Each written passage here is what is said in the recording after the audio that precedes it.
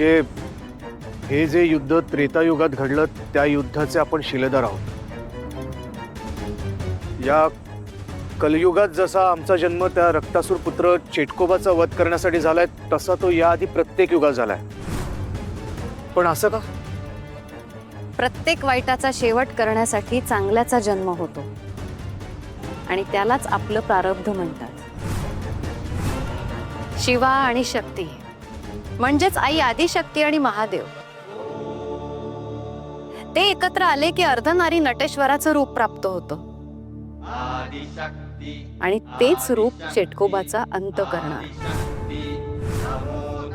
म्हणजे तुमच्याच हातून चेटकोबाचा अंत होणार।